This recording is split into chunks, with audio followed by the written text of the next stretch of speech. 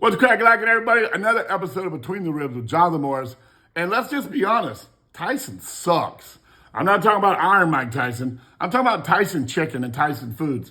Not only do they raise crap hole chickens, and if you've ever eaten the chicken from the grocery store, raised by Tyson, supposedly, or a real farm chicken, you know I'm not lying. I'm telling you the God's honest truth. But let me tell you more why Tyson sucks. Tyson is a corporate conglomerate, if that's a good word, that has taken over the chicken industry in America. And by doing so, they put farmers in a spot where if you don't do what Tyson says, you can't operate. You can't grow chickens. You have nobody to sell them to. So do you know that if you want to be a contract farmer for Tyson, because Tyson contracts out all of their birds to farmers all over the country.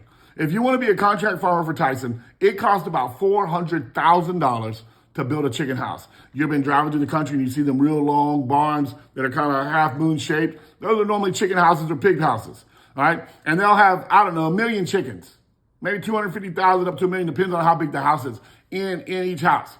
It costs $400,000 to build that.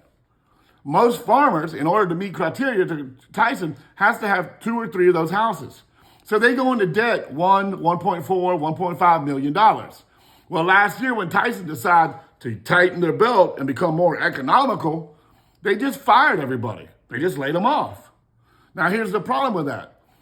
If you're raising a certain type of chicken, and they have the broilers, they have the hatcheries, there's so many different aspects of the chicken industry that if you're raising fed out chickens as broilers, and then you lose your contract, in order to transition into a hatchery, you pretty much have to tear down your building and start over.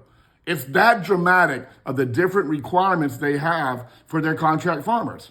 Tyson Chicken laid off 4,000 farmers and employees when they wanted to become more mainstream and economical. But chicken prices aren't any cheaper in the grocery store, and they're still telling you there's a supply chain issue, and their prices are this, and inflation is this, and blah, blah, blah, blah, blah. And they laid off over 4,000 people, and they're still making record profits. Think about that the next time you buy chicken.